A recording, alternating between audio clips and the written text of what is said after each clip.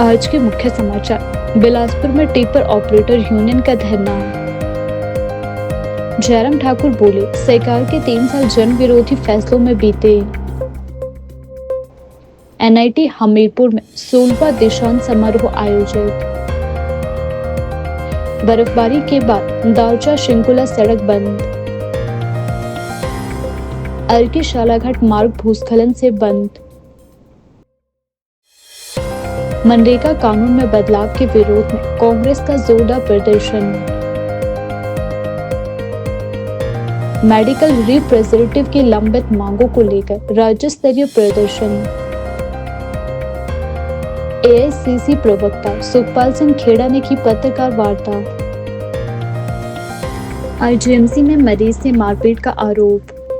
अब समाचार विस्तार से। आईजीएमसी शिमला के स्वास्थ्य रोग विभाग में एक मरीज के साथ कथित तौर पर डॉक्टर द्वारा मारपीट का मामला सामने आया है। इस घटना में मरीज की नाक से खून निकलने की बात भी कही जा रही है, जिसके बाद अस्पताल परिसर में हंगामा हो गया। गुस्साए मरीजों और परिजनों ने आरोपी डॉक्टर की बर्खास्ती की मांग की है। पीड़ित मरीज की पहचान अर्जुन के रूप में हुई है, जो शिमला के कुपवी क्षेत्र का रहने वाला बताया जा रहा है और एक निजी अकादमी में पढ़ाता है। परिजनों के अनुसार अर्जुन आईजीएमसी में एंडोस्कोपी करवाने के लिए आया हुआ था। आरोप है कि डॉक्टर ने पहले तीखे लहजे में बात की और बाद में आपा खोते हुए मरीज के साथ मारपीट कर दी। परिजनों का कहना है कि एंडोस्कोपी के बाद डॉक्टर ने मरीज को कुछ देर आराम करने के लिए कहा था। इसी दौरान एक डॉक्टर मास्क पहनकर आया और मरीज से बदतमीजी करने लगा। जब तीमारदारों ने कहा कि मरीज को यहीं आराम करने के लिए कहा गया है, तो डॉक्टर ने गुस्से में आकर मारपीट शुरू कर दी। आरोप है कि डॉक्टर ने मरीज के चेहरे पर कई बार मुक्के मारे, जिससे उसके नाक से खून बहने लगा। हालांकि बताया जा रहा है कि बचाव में मरीज की ओर से भी प्रतिक्रिया हुई। घटना के बाद मरीज के साथ आए परिजनों ने अस्पताल में जमकर हंगामा कर दिया और डॉक्टर तथा अस्पताल प्रबंधन के खिलाफ नारेबाजी की। सूचना मिलने पर पुलिस भी मौके पर पहुंची और पीड़ित पक्ष को थाने ले जाया गया। फिलहाल मामले की जाँच की जा रही है। आईजीएमसी अस्पताल प्रबंधन ने घटना को गंभीरता से लेते हुए जाँच शुरू कर दी है। प्रबंधन का कहना है कि जांच के बाद ही यह स्पष्ट हो पाएगा कि घटना में दोषी कौन है और उसी आधार पर आगे की कार्यवाही की जाएगी। देखो डॉक्टर यहाँ पे बदतमीजी कर रहा है, पेशेंट के साथ आगे लो, ये देख सकते हैं आप। एक पेशेंट है, एक डॉक्टर बदतमीजी कर रहे हैं यहाँ पे, देख सकते हैं आप। Himachal Pradesh medical representative association के आहन पर आज राज्य के विभिन्न जिलों से आए मेडिकल रिप्रेजेंटेटिव ने शिमला के हेमलैंड क्षेत्र स्थित लेबर ऑफिस के बाहर राज्य स्तरीय प्रदर्शन किया। यह प्रदर्शन सुबह करीब 11:30 बजे शुरू हुआ, जिसमें बड़ी संख्या में मेडिकल रिप्रेजेंटेटिव शामिल हुए। प्रदर्शन के दौरान सरकार और श्रम विभाग के खिलाफ नारेबाजी कर अपना रोष भी व्यक्त किया गया। एसोसिएशन के पदाधिकारियों ने बताया कि मेडिकल रिप्रेजेंटेटिव लंबे समय से दवा कंपनियों की शोषण का सामना कर रहे हैं। अनिश्चित कार्य घंटे, अत्यधिक टारगेट का दबाव, बिना तय नियमों के काम करवाना और श्रम कानूनों का खुलेआम उल्लंघन उनकी रोजमर्रा की समस्या बन चुकी है। उन्होंने कहा कि इन गंभीर मुद्दों को लेकर कई बार सरकार और श्रम विभाग को ज्ञापन सौंपे गए, लेकिन अब तक कोई ठोस कार्यवाही नहीं की गई है। प्रदर्शनकारियों का कहना है कि मेडिकल रिप्रेजेंटेटिव स्वास्थ्य क्षेत्र की एक महत्वपूर्ण कड़ी है। इसके बावजूद उन्हें आज तक श्रमिक का दर्जा नहीं दिया गया है। इससे वे कई कानूनी अधिकारों और सुविधाओं से वंचित है। उन्होंने मांग की है कि मेडिकल रिप्रेजेंटेटिव को श्रमिक का दर्जा दिया जाए और उनके लिए लागू श्रम कानूनों को सख्ती से लागू किया जाए। देखिए, ऐसा है, मेरा नाम हुकम शमा है और मैं Himachal Pradesh medical representative association का पूर्व में प्रधान रहा हूँ और वर्तमान में मैं Himachal Pradesh medical representative association का सदस्य हूँ। और जैसा कि आप जानते हैं कि 2019 और 20 में जिस टाइम जो है कोरोना की एक लहर आई थी, उन दिनों जो है वो मोदी सरकार द्वारा जो है काले कानून जो है कृषि किसानों के लिए जो है वो उस टाइम जो है वो बनाए गए थे।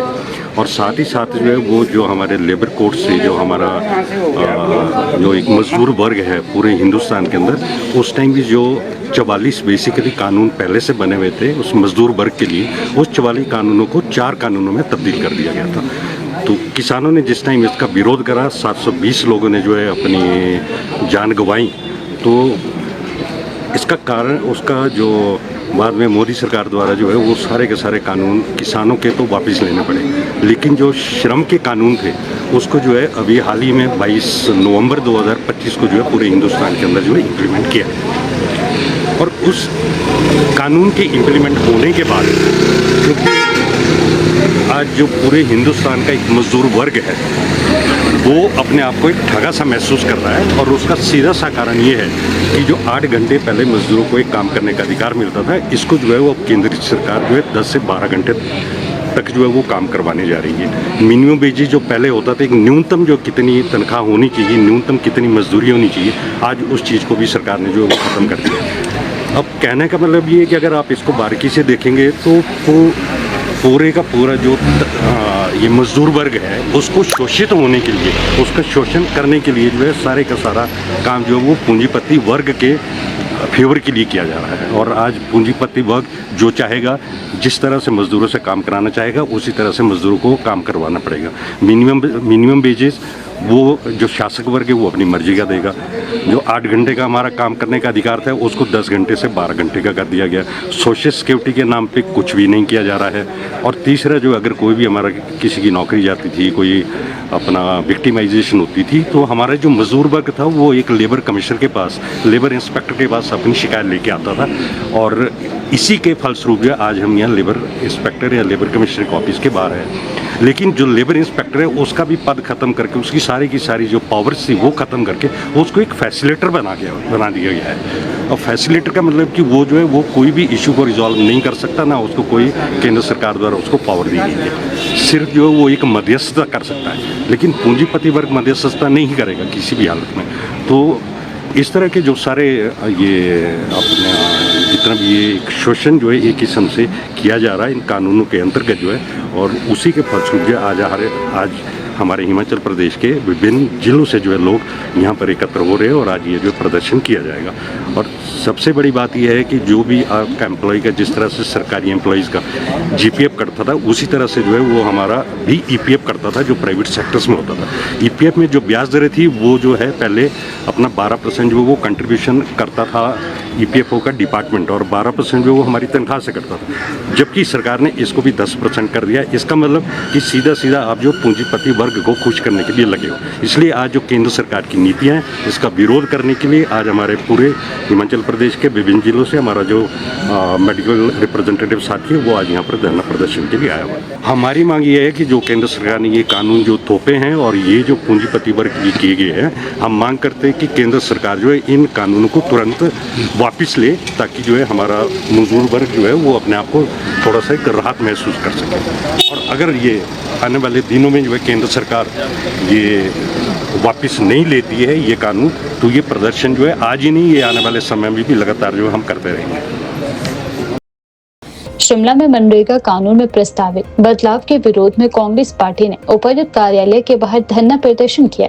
इस दौरान कांग्रेस कार्यकर्ताओं ने केंद्र सरकार के खिलाफ जमकर नारेबाजी की और मनरेगा से महात्मा गांधी का नाम हटाने की कथित कोशिश का विरोध किया। धरना प्रदर्शन में कांग्रेस के बड़ी संख्या में कार्यकर्ताओं के साथ कई वरिष्ठ नेता भी मौजूद रहे। नगर निगम शिमला के मेयर सुरेंद्र चौहान, शिमला शहरी विधायक हरीश जनार्था सहित कई कांग्रेस नेता और पदाधिकारी इसमें शामिल रहे। प्रदर्शन के दौरान कांग्रेस प्रदेश अध्यक्ष विनय कुमार ने केंद्र सरकार पर निशाना साधते हुए कहा कि मनरेगा गरीबों और ग्रामीणों के लिए जीवन रेखा है। उन्होंने आरोप लगाया कि केंद्र सरकार इस कानून में बदलाव कर महात्मा गांधी का नाम हटाने और योजना की मूल भावना को कमजोर करना चाहती है, जिसे कांग्रेस किसी भी सूरत में स्वीकार नहीं करेगी। वहीं पंचायती राज मंत्री अनिरुद्ध सिंह ने भी धरना स्थल पर संबोधन देते हुए कहा कि मनरेगा से जुड़े कानूनों में बदलाव कर केंद्र सरकार मजदूरों और ग्रामीणों के अधिकारों पर कुठाराघात कर रही है। उन्होंने कहा कि कांग्रेस हमेशा मजदूरों और पंचायत स्तर पर काम करने वाले लोगों के हितों में कार्य करती है और आगे भी उनके अधिकारों के लिए संघर्ष करती रहेगी। कांग्रेस नेताओं ने चेतावनी दी कि यदि केंद्र सरकार ने मनरेगा कानून में बदलाव का फैसला वापस नहीं दिया तो प्रदेश भर में आंदोलन को और तेज किया जाएगा। धरना प्रदर्शन शांतिपूर्ण रहा, लेकिन कार्यकर्ताओं में केंद्र सरकार के फैसले को लेकर गहरा रोष भी देखने को मिला। राज बदल दो, बापू का अपमान नहीं सहेंगे, नहीं सहेंगे, नहीं सहेंगे, बापू का अपमान नहीं सहेंगे, नहीं सहेंगे, नहीं सहेंगे, बापू का अपमान नहीं सहेंगे, नहीं सहेंगे, नहीं सहेंगे, दादा शहीद दादाशाही नहीं चलेगी, नहीं चलेगी, नहीं चलेगी, दादाशाही नहीं चलेगी, नहीं चलेगी, नहीं चलेगी। जैसे कि आज की जो धरना है ये मनरेगा जो खत्म किया गया उसके लिए है। ये दर्शाता है कि जो सेंट्रल गवर्नमेंट है, मोदी सरकार है, वो किस तरह गरीबों को कुचलना चाहती है। मनरेगा क्या था? सोच थी राहुल गांधी जी की, कांग्रेस पार्टी की, एक गरीब आदमी जो गांव में रहता है उसकी आमदनी बढ़ाने के लिए उसको खेत उसका पहले डेवलप करे, फिर उसमें डंगे लगाए, फिर उसमें पानी का व्यवस्था करे और प्लांटेशन की उसके बाद व्यवस्था करे चरणबद्ध तरीके से। मनरेगा का असली मूल रूप ये था, उसको एक्ट में लाया गया। और हिमाचल प्रदेश में क्योंकि सेंट्रल गवर्नमेंट का 100 दिन का मैंडेट था कि 100 दिन मिनिमम रोजगार गारंटी देंगे, स्टेट गवर्नमेंट ने, हिमाचल प्रदेश सरकार ने 120 दिन दी। उसके अलावा इतिहास में पहली बार सुखविंदर सिंह सुक्खू जी ने 60 रुपए की बढ़ोतरी करी स्टेट के शेयर से। आज हमारे जो गवर्नमेंट ऑफ इंडिया है, मोदी सरकार है, ये गरीबों को कुचलना चाहती है। मनरेगा का नाम बदल के, ये मैं समझता हूँ मनरेगा का नाम नहीं बदला है उन्होंने मनरेगा को खत्म करा है। महात्मा गांधी जी को नाम जो है उनका, क्योंकि महात्मा गांधी जी के नाम से था, एक पहलू ये भी है उनका नाम जो है वो भी खत्म इतिहास से करना चाहते हैं लोग। मनरेगा को का नाम रखा विकसित भारत जी राम जी, ये नाम रख दिया। अब इसमें क्या है ये समझना साथियों हमारे को बहुत जरूरी है कि इसमें इन्होंने करा क्या है। इसमें इन्होंने करा है जो नया एक्ट आया है कि सेंट्रल गवर्नमेंट डिसाइड करेगी, मिनिमम वेज नहीं, सेंट्रल गवर्नमेंट डिसाइड करेगी कि कौन से क्षेत्र में ये जो विकसित भारत का कार्य है वो होगा कि नहीं होगा, कहाँ पे एग्रीकल्चर किस सीजन में है वो भी सेंट्रल गवर्नमेंट जो है वो तय करेगी, और किस स्टेट में होना है वो भी सेंट्रल गवर्नमेंट जो है अपनी मर्जी से तय करेगी। आज हम जो यहाँ इकट्ठे हुए हैं वो इसलिए हुए हैं कि जो केंद्र की सरकार है उन्होंने एक 20 साल पहले जो लाया हुआ कानून था, जो श्रीमती सोनिया गांधी जी की सोच थी, डॉक्टर मनमोहन सिंह जी की सोच थी, राहुल गांधी जी की सोच थी, एक आम व्यक्ति, शोषित वर्ग, गरीब व्यक्ति, उनको घर बैठे, घर द्वार जो रोजगार मिल रहा है उसको बदलने का, महात्मा गांधी जी का नाम कुचलने का, उस पर बुलडोजर चलाने का कार्य जो केंद्र सरकार कर रही है, उसके विरोध में आज हम सब लोग यहाँ इकट्ठे हुए हैं। मनरेगा क्या था? मनरेगा एक बहुत बड़ा कानून था और इस देश का नहीं बल्कि विश्व का सबसे बड़ा कानून था। और जब मनरेगा हमने लाया था, कांग्रेस की सरकार ने लाया था, इस पे लगातार 2 महीने चर्चा हुई है सदन में, लगातार 2 महीने इस पे चर्चा हुई है। उसके बाद ये सेलेक्ट कमेटी को गया है जिसमें भाजपा के भी सांसद शामिल थे और सर्वसम्मति से इसको पास किया गया, डिस्कशन के बाद पास किया गया था। और बहुत बड़ा कानून जिससे शोषित वर्ग, गरीब वर्ग को फायदा मिला है पूरे हिंदुस्तान में, उस कानून को आज तोड़ा गया है, उसको कुचला गया है और तोड़ मरोड़ कर आनन फानन में इन लोगों ने उसको 10 मिनट के अंदर संसद में पेश करके और रातों रात उसको पास कर दिया।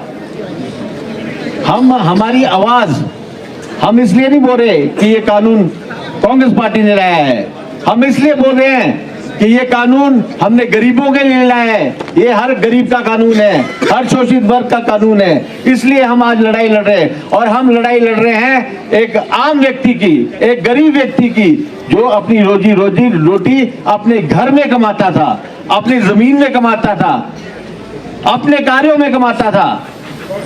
आज आपने देखा होगा बैकडोर से भाजपा वाले जब चुनाव नजदीक आते हैं तब कैसे कैसे लोगों के खाते में पैसे डालते हैं। और कांग्रेस का जो प्रयास था वो ये प्रयास था कि लोगों के कार्य भी हों, लोग अपने घर में कार्य भी करें और लोग जो शोषित वर्ग है, जो जिनकी कम जमीनें हैं, जिनका गुजारा नहीं होता है, उनको अपने घर से, अपने गांव से, अपने प्रदेश से और जगह पलायन न करना पड़े। पलायन को रोकने का सबसे बड़ा साधन मनरेगा था और मनरेगा से लोग उठे भी हैं। हमारा जो स्तर है वो उठा है। ग्रामीण क्षेत्रों में देखना आपने कि मनरेगा एक ऐसा कार्य था लोगों के बीच में जिसमें हम एक गारंटी थी कि आपने इतने दिन कार्य करना है, आपको इतने पैसे मिलने ही मिलने हैं। वो सही तरीके से थे, अपने कार्य करके थे, वो बैकडोर से नहीं थे। और हम विरोध करते हैं, आज आपने गांधी जी का नाम मनरेगा से हटा दिया, कल को आप करेंसी से हटा देंगे, ये भी आप कर सकते हैं। भाजपा की सरकार कुछ भी कर सकती है। हमारे करेंसी में बापू जी के फोटो है, वो करेंसी में सारी जगह आपको पता है देखने को मिलते हैं। कल को इन्होंने गांधी जी को करेंसी से भी हटा देना है। मोदी जी और शाह जी, एक साइड मोदी जी की फोटो लग जाएगी, एक साइड शाह जी की लग जाएगी, दोनों की फोटो लग जाएगी। और ये कार्य यही कर रहे हैं जो जितने भी हमने कानून बनाए। अभी विदित चौधरी जी ने बताया, हमने राइट टू एजुकेशन दिया, राइट टू इंफॉर्मेशन दिया, राइट टू फूड दिया, राइट टू एम्प्लॉयमेंट दिया। इन्होंने सभी चीजों को तोड़ मरोड़ कर कुछ और कर दिया। और ये जरूर है, आप देख रहे होंगे पिछले 12-13 सालों से, जब से भाजपा सरकार केंद्र में आई, इन लोगों ने क्या काम किया है। इन लोगों ने हिमाचल प्रदेश में जो मनरेगा को बहुत कमजोर किया है, यहाँ मनरेगा का पैसा देना बंद कर दिया है। यहाँ लोगों की जो हाजिरियां लगती थी उसमें कहते फेरबदल कर दिया ताकि कम से कम लोग इसमें इंडक्ट हों और उनकी कम हाजिरियां लगे। पैसा नहीं आ रहा केंद्र सरकार से, हम अपना शेयर दे रहे हैं तब भी पैसा नहीं आ रहा। अब शेयर का जो स्तर है उसको किस तरह से बढ़ाया, 60-40 का रेशियो कर दिया ताकि कई सरकारें हैं जो उसको अपना शेयर नहीं जमा करा पाएगी। इन सब चीजों को देखते हुए हम एक चीज बता देना चाहते हैं भाजपा को, हम शोषित वर्ग, गरीब आदमी की लड़ाई अंतिम समय तक लड़ते रहेंगे।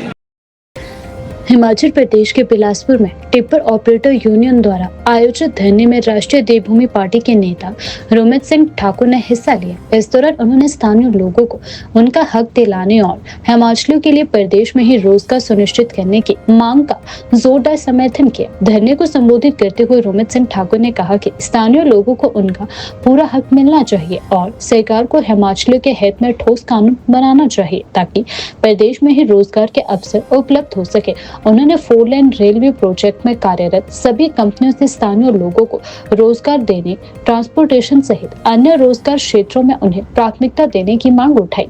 उन्होंने स्पष्ट शब्दों में कहा कि इस संघर्ष में हम उनके साथ हैं। उन्होंने आरोप लगाया कि बड़े इंफ्रास्ट्रक्चर प्रोजेक्ट्स में बाहरी कंपनियों और वाहनों को प्राथमिकता दी जा रही है, जिससे स्थानीय टिप्पर ऑपरेटरों और ट्रांसपोर्टरों को काम नहीं मिल पा रहा है और वे बेरोजगारी का सामना कर रहे हैं। यह धरना 4 लेन रेलवे प्रोजेक्ट से जुड़े मुद्दों को लेकर आयोजित किया गया, जिसमें खासतौर पर स्थानीय लोगों को काम और उचित अवसर न मिलने पर नाराजगी जताई गई। यूनियन का कहना है कि यदि यही स्थिति बनी रही तो स्थानीय युवाओं और कारोबारियों की आजीविका पर गंभीर संकट खड़ा हो जाएगा। धरने में बड़ी संख्या में टिप्पर ऑपरेटर और स्थानीय लोग शामिल हुए। प्रदर्शनकारियों ने सरकार से शीघ्र स्थानीय रोजगार नीति लागू करने और इस संबंध में कानून बनाने की अपील की। गौरतलब है कि हिमाचल प्रदेश में लंबे समय से यह मांग उठती रही है कि बड़े विकास प्रोजेक्ट में स्थानीय लोगों को प्राथमिकता दी जाए। रोमित सिंह ठाकुर जैसे नेताओं के समर्थन में इस आंदोलन को और मजबूती मिलने की उम्मीद भी जताई जा रही है। चल रहा है अभी तक। देखिए, अधिकारों की लड़ाई है और अधिकारों की लड़ाई तो लड़नी पड़ती है। और जिस प्रकार से ये यहाँ पर टिप्पर यूनियन जो पिछले 12 दिनों से संघर्ष कर रही है और संघर्ष सभी के अधिकारों का है, क्योंकि यहाँ पर बहुत सारे ऐसे युवा हैं जो बेरोजगारी भी एक बहुत बड़ा कारण है। उसकी वजह से जिनके टिप्पर जिन्होंने गाड़ियाँ डाली हैं, लगभग 50-50 लाख रुपए की गाड़ियाँ डाली हैं, अगर उनको रोज़गार नहीं मिलेगा तो अगर अपने क्षेत्र में रोज़गार नहीं मिलेगा तो कहाँ मिलेगा रोज़गार। अगर यहाँ पे 4 लेन का काम चला है तो निश्चित तौर पे यहाँ के जो स्थानीय लोग हैं उनको प्राथमिकता उसमें मिलनी चाहिए, उनको रोज़गार मिलना चाहिए। जो गाड़ियाँ हैं उनकी गाड़ियाँ यहाँ पर लगनी चाहिए। हिमाचल में अगर बिलासपुर में काम चल रहा है और पंजाब या किसी और राज्य के लोगों को यहाँ पर काम मिल रहा है, वो दुर्भाग्यपूर्ण है। और मुझे लगता है कि इसमें प्रदेश सरकार को भी कोई उचित इसके ऊपर निर्णय लेना चाहिए और ऐसा कोई एक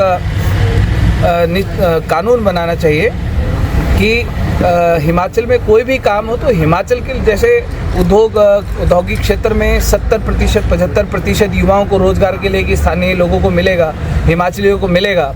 तो अगर इस प्रकार की बड़ी बड़ी कंपनीज बाहर से आती हैं और यहाँ पर अगर यहाँ पर काम करती हैं तो वहाँ के स्थानीय लोगों को उसमें काम मिलना चाहिए। चाहे वो 4 लेन के रोड साइड्स के ऊपर खाली जगहें हैं, वहाँ पर लोगों को होटल्स का अपना कारोबार करने के लिए स्थान मिलना चाहिए। जैसे गाड़ियां हैं, टिप्पर हैं, जेसीबीज हैं, बहुत सारी ऐसी जॉब्स हैं जो यहाँ के स्थानीय लोगों को मिलना चाहिए। तो आज यहाँ पर आना हुआ और यहाँ पर हमारे टिप्पर एसोसिएशन के लोग यहाँ पर संघर्ष कर रहे हैं। तो हमारी अपनी पार्टी राष्ट्रीय देवभूमि पार्टी और हमारा संगठन देवभूमि क्षेत्रीय संगठन स्वर्ण मोर्चा पूरी तरीके से इनके साथ खड़ा है और प्रशासन के साथ इनकी बातचीत चली है। तो अभी आज भी जैसे मुलाकात हुई है तो उसमें बड़ा पॉजिटिव वाइब्स हैं कि प्रशासन ने ये कहा है कि हम इसको निश्चित तौर पर स्थानीय लोगों को रोज़गार दिलाने में अपनी अहम भूमिका अदा करेंगे और ये हम कामना करते हैं। और अगर आने वाले समय में ऐसा नहीं होता तो टिप्पर एसोसिएशन जो भी आगे निर्णय लेगी संघर्ष का, तो हम उसमें इनके साथ हैं। बहुत बहुत धन्यवाद सर। मैं धन्यवाद करता हूँ रमेश ठाकुर जी का, जो हमारे धरने में आए हमें समर्थन देने के लिए। हमीरपुर स्थित राष्ट्रीय प्रौद्योगिकी संस्थान NIT हमीरपुर में आज 16वां दीक्षांत समारोह भव्य रूप से आयोजित किया गया। इस समारोह संस्थान के सभागार में शैक्षणिक सत्र 2024 और 25 के दौरान विभिन्न कार्यक्रमों से उत्तीर्ण विद्यार्थियों के लिए आयोजित किया गया। इस अवसर पर पूर्व केंद्रीय मंत्री एवं हमीरपुर संसदीय क्षेत्र के सांसद अनुराग ठाकुर मुख्य अतिथि के रूप में उपस्थित रहे। उन्होंने विद्यार्थियों को डिग्री प्रदान की और अपने संबोधन में विद्यार्थियों को कड़ी मेहनत, नवाचार और राष्ट्र निर्माण में योगदान देने के लिए प्रेरित किया। सांसद अनुराग ठाकुर ने कहा कि NIT हमीरपुर जैसे प्रतिष्ठित संस्थान देश को तकनीकी रूप से सशक्त बनाने में महत्वपूर्ण भूमिका निभा रही है। उन्होंने विद्यार्थियों से अपने ज्ञान और कौशल का उपयोग समाज और देश की प्रगति के लिए करने का आह्वान किया। दीक्षांत समारोह के दौरान संस्थान के निदेशक, संकाय सदस्य, अधिकारी, विद्यार्थी एवं अन्य अभिभावक उपस्थित रहे। कार्यक्रम का समापन राष्ट्रगान के साथ किया गया। 338 postgraduates and 61 PhD scholars were set to receive their degrees today. In total, we have 1,299 students who are being awarded degrees today at this convocation. I came to know that in the history of NIT Hamirpur, this is the highest number of PhD scholars who are receiving a degree today. My best wishes to all the medalists, 33 gold, 13 silver and 13 bronze, and recipient of the Director's Medal. To see all of you adorned in the traditional convocation attire, in harmony with India's timeless academic ethos, it is truly a moment of deep joy for me. Before me stands a vibrant rainbow of energy and enthusiasm, dreams and determination, destination and innovation, aspiration and ambition. When these elements come together, they do not merely mark the end of an academic phase, they signal the beginning of a hopeful and purposeful future for you, for the nation as well. My dear students, convocation is not the closing ceremony of your education. Education means learning and knowledge gathering. Education means the enlightenment of the self, and this is a continuous process. So there is no end of education. Convocation जिसे आप दीक्षांत कहते हैं, दीक्षांत का अर्थ है कि गुरु ने शिक्षा के माध्यम से आपके मन में और आपके मस्तिष्क में आपके कौशल, बुद्धि, विवेक और नेतृत्व क्षमता को उस स्तर पर लाने का काम किया है जिससे आप राष्ट्र और समाज की सेवा कर पाए और अपने भारत को विकसित भारत बनाने की दिशा में आगे ले जाएं। आप राष्ट्र और समाज के प्रति अपने उत्तरदायित्व का पालन भी करें। छात्रों को राष्ट्र सेवा और समाज सेवा के धर्म में दीक्षित करना ही दीक्षांत है। इसलिए भारतीय परंपरा में शिक्षा के साथ साथ दीक्षा का भी उतना ही महत्व है। So today means the beginning of a new chapter in your life, new roles, greater responsibilities and higher expectations. You carry a responsibility towards the nation building and a commitment towards the socio-scientific empowerment of the society. We have a tradition of Guru Dakshina, which means repaying our teachers by using our knowledge for the good of the society and the nation. Our civilization wisdom says that we are born with a certain divine debt. Debt मतलब ऋण, तो हमें कुछ ऋण अदा करना होता है। पहला ऋण है देव ऋण, दूसरा है ऋषि ऋण, तीसरा है पितृ ऋण और चौथा है मनुष्य ऋण, जो हमें समाज के प्रति अपने दायित्व को निभाना है और उस ऋण को उतारना है। और एक और मैं जोड़ दूं तो भूत ऋण, जो जीव जंतु पर्यावरण के प्रति हमारी जो जिम्मेदारियां हैं, जो एवरी लिविंग बीइंग और एनवायरनमेंट के प्रति हमारी दायित्व होना चाहिए और आज के समय वो और ज्यादा महत्वपूर्ण हो गया है। We have one more supreme ऋण विच वी हैव टू पे, भारत के प्रति अपनी मातृभूमि का ऋण, भारत ऋण। इस मातृभूमि की सेवा के लिए हमें अपना 100% देना है और राष्ट्र निर्माण की भूमिका में हम सबको लगना है।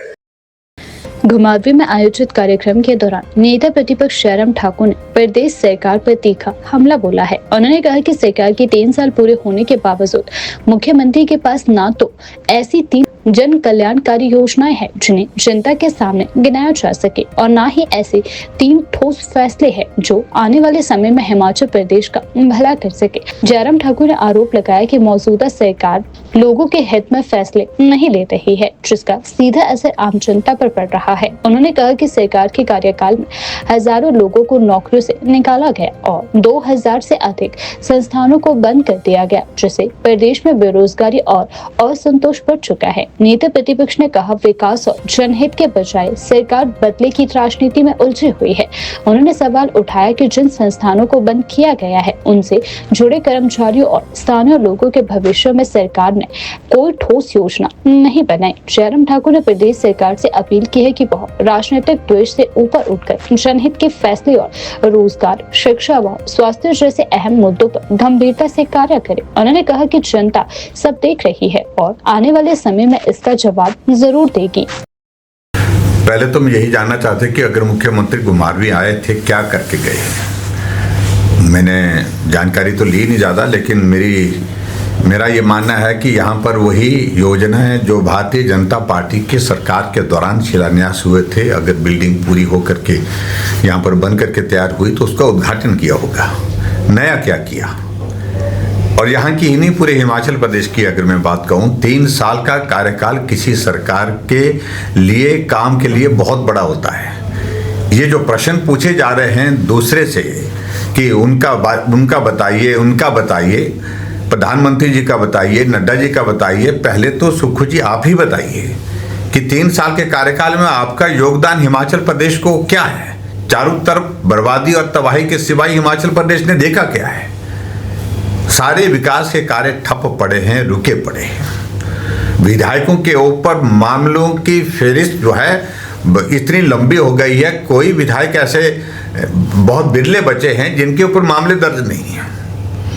आप प्रदेश को लेकर जा रहे हैं। और इसके अतिरिक्त अगर आप पूछ रहे हैं हिमाचल प्रदेश में अगर केंद्र की अगर मदद नहीं मिलती तो हिमाचल प्रदेश के काम को आगे चलाना, सैलरी देना, पेंशन देना, ये प्रदेश सरकार के बस की बात ही नहीं रह गई आज के दौर में। इसलिए मेहरबानी करके प्रधानमंत्री जी का, आदरणीय नड्डा जी का धन्यवाद करना चाहिए कि इस संकट की घड़ी में जो कुछ भी हिमाचल प्रदेश में विकास कार्य हो रहे हैं उसमें योगदान केंद्र का है, केंद्र की सरकार का है। और केंद्र की सरकार की वजह से हम सैलरी, पेंशन जो है वो देने की स्थिति में हो पा रहे हैं। तो मैं सिर्फ इतना ही कहना चाह रहा हूं कि कहना आसान होता है, आप कब तक इसके सिर पर इल्जाम लगाते रहेंगे। शुरू में समझ में आता है 2 महीने, 4 महीने, 6 महीने, साल भर तक मान लिया कि आरोप आप दूसरे पिछली सरकार के ऊपर लगाते रहो, केंद्र की सरकार के ऊपर, दूसरी पार्टी के नेताओं के ऊपर लगाते रहो, लेकिन 3 साल के कार्यकाल के बाद 3 चीजें भी आपके पास प्रदेश में बताने लायक नहीं है, जहां खड़े होकर के मंच पर आप खड़े होकर के बोले और कि ये मैंने 3 साल के कार्यकाल में किया और सामने से ताली बजे। एक ताली नहीं बजती है, ये सच्चाई है, ये हकीकत है 3 साल के कार्यकाल की। बताए तो सही मुख्यमंत्री फैसले लिए कौन से हैं? ऐसा फैसले का जिक्र तो कम से कम लोगों की जहन जुबान पर होना चाहिए था। जब फैसले ही आपने सिर्फ काम को बंद करने के लिए हैं, काम को रोकने के लिए लिए हैं, प्रताड़ित करने के लिए लिए हैं, इसके सिवाय तो और कुछ कोई ऐसा फैसला है नहीं। कौन सा फैसला ऐसा लिया जिसको आंवले की तरह हम याद करें?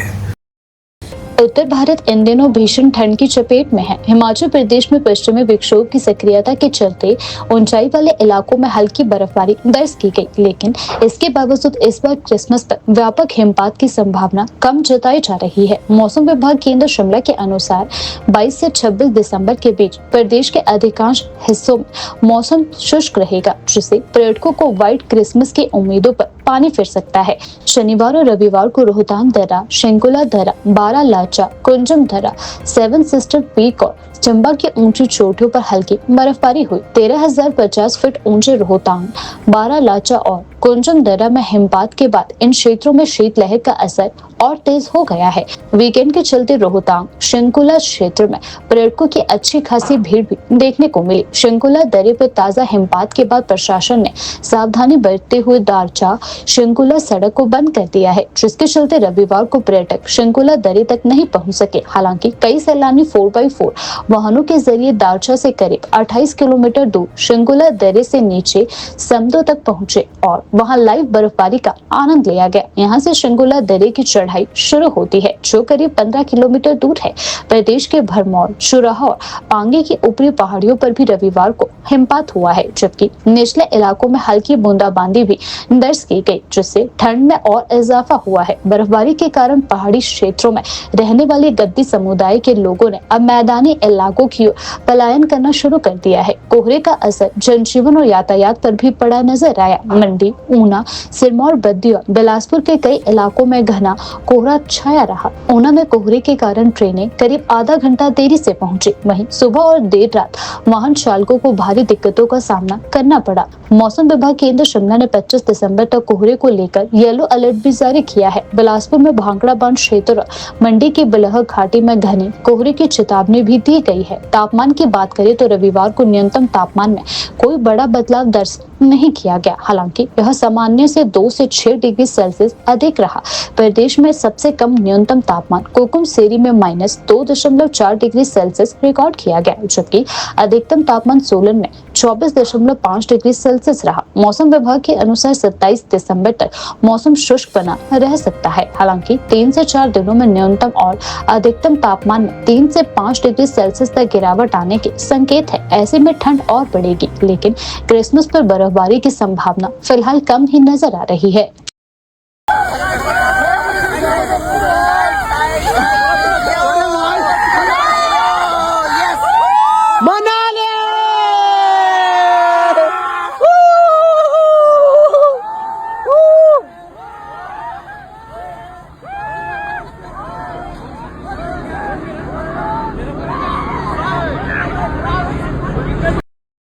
अर्की शलाघाट सड़क मार्ग पर बीती रात अचानक हुए भूस्खलन से यातायात पूरी तरह बाधित हो गया। पहाड़ी से भारी मात्रा में मलबा और बड़ी बड़ी चट्टानें सड़क पर आ गिरने से मार्ग पूरी तरह बंद हो गया। इस घटना के चलते स्थानीय लोगों के साथ साथ पर्यटकों को भी भारी परेशानियों का सामना करना पड़ा। लोगों के अनुसार यह हादसा देर रात उस समय हुआ जब क्षेत्र में सन्नाटा था। अचानक पहाड़ी से तेज आवाज के साथ मलबा और पत्थर गिरने लगे, जिससे पूरी तरह सड़क बाधित हो गई। सौभाग्यवश इस भूस्खलन में किसी के हताहत होने की सूचना नहीं है, लेकिन कई वाहन घंटों तक फंसे रहे। मार्ग बंद होने से अर्की शालाघाट और आसपास के ग्रामीण इलाकों का संपर्क प्रभावित हुआ। सुबह के समय स्कूल जाने वाले बच्चे कार्यालय जाने वाले कर्मचारियों और जरूरी सेवाओं से जुड़े लोगों को खासा दिक्कतों का सामना करना पड़ा। कई यात्री वैकल्पिक मार्गों की तलाश में भटकते हुए भी नजर आए, जबकि कुछ को अपने गंतव्य तक पहुंचने के लिए लंबा चक्कर लगाना पड़ा। घटना की सूचना मिलते ही स्थानीय प्रशासन और लोक निर्माण विभाग हरकत में आया। प्रशासन ने तुरंत मशीनरी और मजदूरों को मौके पर भेजकर मलबा हटाने का कार्य शुरू किया। जेसीबी और अन्य भारी मशीनों की मदद से सड़क पर गिरे मलबे और चट्टानों को हटाने का प्रयास किया जा रहा है। अधिकारियों के अनुसार मार्ग को जल्द से जल्द बहाल करने की कोशिश की जा रही है। हालांकि मलबे की मात्रा अधिक होने के कारण इसमें समय लग सकता है। प्रशासन ने सावधानी के तौर पर लोगों से अपील की है कि जब तक सड़क पूरी तरह सुरक्षित न हो जाए तब तक इस मार्ग पर यात्रा से बचे। साथ ही पहाड़ी क्षेत्रों में लगातार बदलते मौसम और कमजोर पहाड़ियों को देखते हुए सतर्क रहने की सलाह भी दी जा रही है। स्थानीय निवासियों का कहना है कि इस क्षेत्र में पहले भी भूस्खलन की घटनाएं हो चुकी है, लेकिन स्थायी समाधान न होने के कारण हर बार लोगों को परेशानियां झेलनी पड़ती है। उन्होंने प्रशासन से मांग की है कि भविष्य में ऐसे हादसों से बचने के लिए सड़क किनारे सुरक्षा उपाय और पहाड़ी कटाव रोकने के लिए ठोस कदम उठाए जाए। फिलहाल प्रशासन की ओर से मार्ग खोलने का कार्य युद्ध स्तर पर जारी है और उम्मीद जताई जा रही है कि मलबा हटते ही यातायात को आंशिक रूप से बहाल कर दिया जाएगा।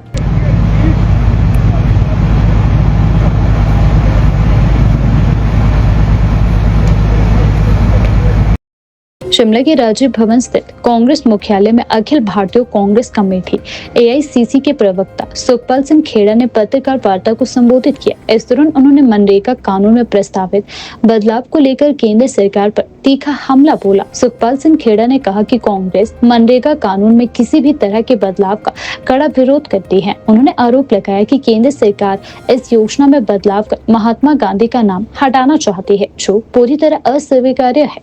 उन्होंने कहा कि मनरेगा सिर्फ एक योजना नहीं बल्कि ग्रामीण मजदूरों के लिए रोजगार की गारंटी और सम्मान का प्रतीक है। AICC प्रवक्ता ने कहा कि मनरेगा ने करोड़ों लोगों को कठिन समय में सहारा दिया है, लेकिन केंद्र सरकार इसे कमजोर करने की कोशिश कर रही है। कांग्रेस इसे गरीब, किसान, मजदूर विरोधी कदम मानती है। उन्होंने स्पष्ट किया कि कांग्रेस पार्टी महात्मा गांधी के नाम और मनरेगा की मूल भावना के साथ किसी भी तरह का समझौता नहीं करेगी। सुखपाल सिंह खेड़ा ने चेतावनी दी कि यदि केंद्र सरकार ने मनरेगा कानून में बदलाव का फैसला वापस नहीं लिया तो कांग्रेस सड़क से संसद तक आंदोलन करेगी।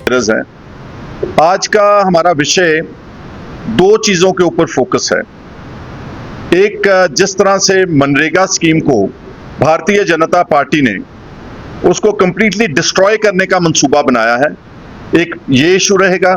और दूसरा, जिस तरह से हमारे गांधी परिवार को, श्रीमती सोनिया गांधी जी को और राहुल गांधी जी को जिस तरह से selective targeting by the ED and CBI at the behest of the BJP government National Herald case में, जबकि वहां पर जो हमारा ट्रायल कोर्ट है उसने उनकी तमाम पिटिशन जो है वो डिसमिस कर रखी हैं, लेकिन that vengeance does not end. So ये जो मनरेगा की बात पहले करूंगा मैं। आप सब जानते हैं कि डॉक्टर मनमोहन सिंह की सरकार ने 2005 में एक right to guarantee of work इस मनरेगा स्कीम के तहत बनाया था। It was a demand based एक स्कीम थी। इसकी कॉन्स्टिट्यूशनल गारंटी थी, article 21 of the constitution of India, उसके तहत इसको पार्लियामेंट में इंट्रोड्यूस किया गया। और ये सिर्फ और सिर्फ सेंट्रल स्पॉन्सर्ड स्कीम थी। इसके तहत ऑलमोस्ट 12 करोड़ हाउस होल्ड्स को, गरीबों को, किसानों को, लैंडलेस फार्मर्स को, लेबर को, जो मजदूर है जमात, उनको बहुत काम मिला पिछले इतने साल से। ऑलमोस्ट आप लगा सकते हैं कि ऑलमोस्ट 19-20 साल से ये स्कीम हमारी इन्फोर्स थी। और ख़ास तौर के ऊपर जो ग्रामीण क्षेत्र है भारत का, उसमें लोगों को एक ज़िंदगी जीने का सहारा मिला, उनको इनकम मिली और एक राइटफुल इनकम मिली। 100 दिन का कम से कम उनको काम मिलता था। लेकिन अनफॉर्चुनेटली काफ़ी अरसे से भारतीय जनता पार्टी इस स्कीम को डिरेल करना चाहती थी, क्योंकि सिर्फ इसलिए कि उसको कांग्रेस पार्टी ने इंट्रोड्यूस की थी, उनका फ्लैगशिप प्रोग्राम था और हमारे father of the nation Mahatma Gandhi ji के नाम के ऊपर इसको जोड़ा गया था। मनरेगा का short form speaks into Mahatma Gandhi rural employment guarantee scheme. अब बीजेपी ने सबसे पहले तो मैं कहूंगा कि हमारे जो पिता हैं इस देश के, उनकी तौहीन की है और महात्मा गांधी जी का नाम इस स्कीम से हटा दिया गया है। ये मैं समझता हूं कि ये हर नागरिक की तौहीन है और भारतीय जनता पार्टी ने ना सिर्फ अगर आप देखेंगे कि जो गोडसे का इंसिडेंट था, जो उनका कत्ल किया गया, लेकिन अब उनकी स्पिरिट का कत्ल भारत की 78 साल की आज़ादी के बाद अभी भी वो नफरत की भावना से काम कर रहे हैं। पैमाने के ऊपर कर्जई हैं। हमारा पंजाब, जिसको आप बड़ी अच्छी स्टेट मानते हैं, किसी वक्त देश का नंबर 1 स्टेट था, आज 4 लाख करोड़ रुपए का उसके ऊपर कर्जा है। इसी तरह से तमाम यूपी और महाराष्ट्र और मध्य प्रदेश इंक्लूडिंग हिमाचल, सारी स्टेट्स के ऊपर बहुत बड़ा कर्ज है। आई डू नॉट थिंक, हम सबका मानना है पार्टी का, कि जो 40% जो इसके ऊपर इसमें कंट्रीब्यूट करना था स्टेट ने मनरेगा स्कीम को चलाने के लिए, वो कभी दे ही नहीं पाएंगे। और शायद इसीलिए बीजेपी ने इसको ऑल्टर करके 100% सेंट्रली फंडेड से बदल के 60-40 रेशो कर दिया है, ताकि ये स्कीम चल ना पाए। कहीं ना कहीं प्राइम मिनिस्टर की और बीजेपी की जो नफरत की भावना किसी भी कांग्रेस की स्कीम के प्रति, वो इसमें साफ नजर आती है। आज भी हमारी पार्टी ने, हमारे अध्यक्ष जी विनय कुमार जी और हमारे को इंचार्ज इनकी नेतृत्व में आज डीसी ऑफिस में हिमाचल में वहां पर प्रोटेस्ट किया है कि मनरेगा का ओरिजिनल कैरेक्टर नहीं बदलना चाहिए और जिस तरह से करोड़ों घरों को ये काम मिल रहा था, वही रिस्टोर होना चाहिए। और ये स्कीम जो है, इसकी अमेंडमेंट की है, ये बिना स्टेक होल्डर्स को बताए शामिल किए, बिना किसी ऑपोजिशन पार्टीज के साथ डिस्कशन किए, एक तरफा अपने आप ही इसको ला करके यहाँ खड़ा कर दिया है। इसका इफेक्ट हिमाचल जैसी स्टेट के ऊपर पड़ेगा, जहां हमारा हॉर्टिकल्चर का बहुत बड़ा सब्जेक्ट है। हमारे सेब की फसल पहले ही कॉरपोरेट घरानों के हाथों में है। Adani virtually controls the rate of apple in the state of Himachal Pradesh. इसी तरह से उन्होंने सारे देश में जो क्या मैं बोलूं कि बीजेपी ने क्रोनी कैपिटलिज्म इंट्रोड्यूस किया पिछले अपने 10-11 साल में, और इस देश को एक किस्म से इसके जो संपत्ति है वो बहुत थोड़े से लोगों के हाथ में है। ऑक्सफैम की एक रिपोर्ट है, इंटरनेशनल रिसर्च एजेंसी, उन्होंने अपनी रिपोर्ट में कहा है कि 73% of India's wealth is concentrated in the hands of only 1%। ये 1% कौन है? अंबानीज एंड अडानीज, जिनको इस सरकार ने नेशनली और इंटरनेशनली बहुत बड़े पैमाने के ऊपर प्रमोट किया है। और जो बाकी का 27% है, वो 99% population of India has to distribute that wealth. तो आप अंदाजा लगा सकते हैं कि इसलिए किसान आत्महत्या कर रहा है, इसलिए मजदूर मर रहा है, इसलिए बेरोजगारी है, इसीलिए यहाँ पर इंडिया में इस वक्त लॉ एंड ऑर्डर इश्यूज भी बन रहे हैं। बहुत बड़ी किसान मूवमेंट्स उठती हैं, जैसे पंजाब के किसानों ने और हिमाचल, हरियाणा, उत्तर प्रदेश, राजस्थान, उन्होंने एसकेएम की शक्ल में अपना हक मांगा दिल्ली में जाकर के। 1.5 साल प्राइम मिनिस्टर के पास, किसी मिनिस्टर के पास समय नहीं था कि उनसे बात कर सके। हर छोटी छोटी बात के ऊपर प्राइम मिनिस्टर का डेली ट्वीट आता था। इंटरनेशनली कोई इंसिडेंट होता तो वहां पर वो ट्वीट करके उसके ऊपर चिंता जाहिर करते, लेकिन उनके अपने देश का लाखों किसान दिल्ली की हदों के ऊपर बैठा था, किसी ने उनकी बात नहीं पूछी। सो मनरेगा उसी ही थॉट प्रोसेस में, उसी एक वेल थॉट आउट प्लान के तहत मनरेगा को जो डिस्ट्रॉय करने जा रहे हैं और जो गरीबों का जो उनका खाना छीनने जा रहे हैं, उसको कांग्रेस पार्टी और हमारा इंडिया ब्लॉक उसको बहुत जोर से